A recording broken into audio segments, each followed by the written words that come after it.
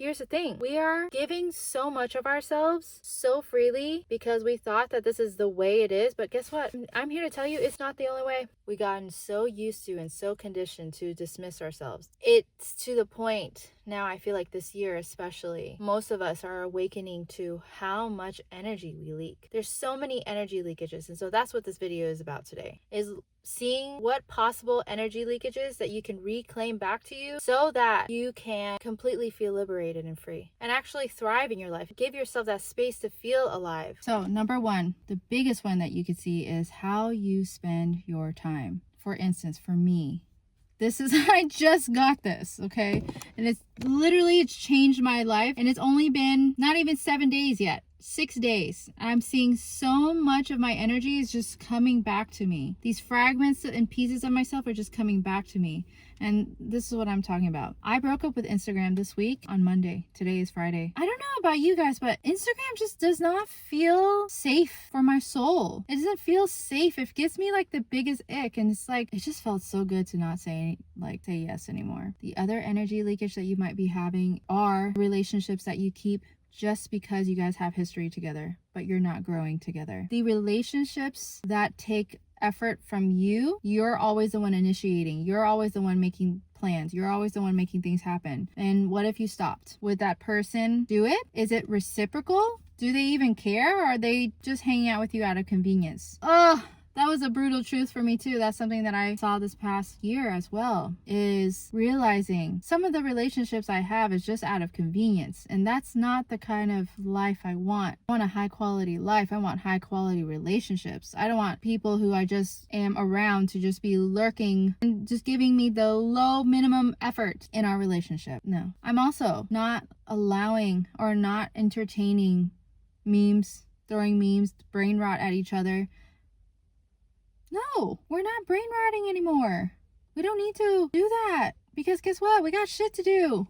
We got the world to change. We got a world to create. It's serious business. And we get to have fun and play in it at the same time. So you guys, don't get me wrong. I love my life. I am just so fed up with people taking energy and fed up with myself.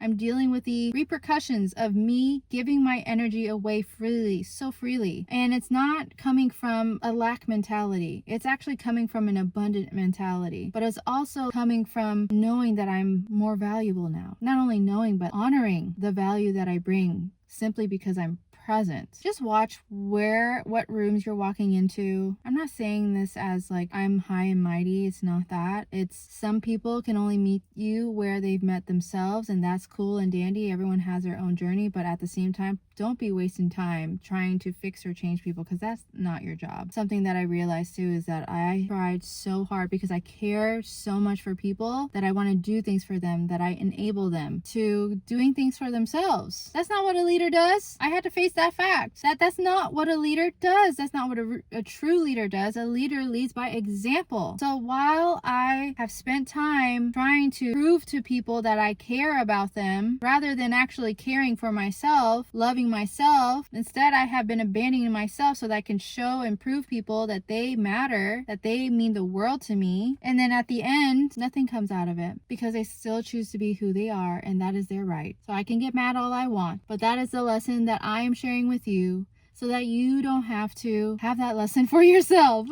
Another energy leakage that could be when you are suppressing your emotions and you're suppressing how you feel, you're suppressing an experience, you're not allowing yourself to fully experience what happened, good, bad, right, wrong. You're not giving yourself that time and space to integrate. That is when you get in trouble because you go look for someone to blame. You go look outside of yourself to mend this hole, but all there is, and the simple truth is all there is for you to witness yourself, and better yet, for you to be witnessed by your sisters. That's why sisterhood is so valuable. Mastermind, people of your peers that can hold space for you, that are going through the same thing. There is power in witnessing and having reverence.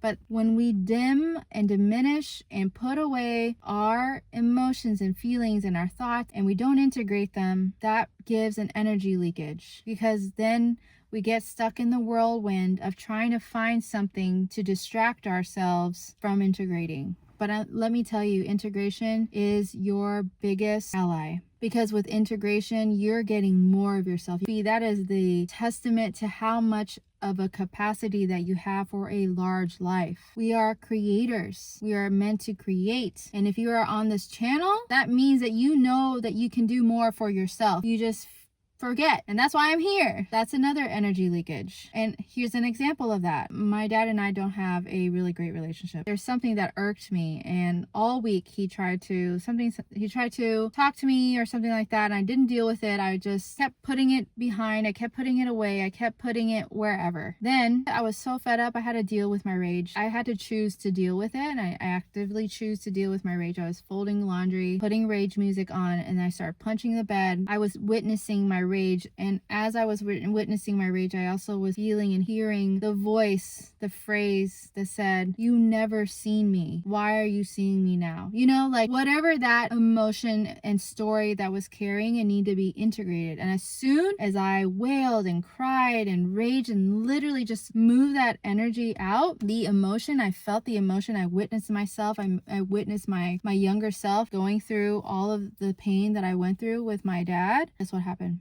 I got a sale right then, right there. Energy moved. That energy leakage was taken care of because I gave myself that space to integrate and to reclaim the soul fragments of moments where I gave my essence away. That's an energy leakage. That problem was solved. Practices that you can do for energy leakages is 1, spending time with yourself, allowing the word integration. I like to think integration with integrity, they go hand in hand. You are having integrity to your heart's desire, your soul's purpose, your dreams, that North Star of the reason why you are here, right?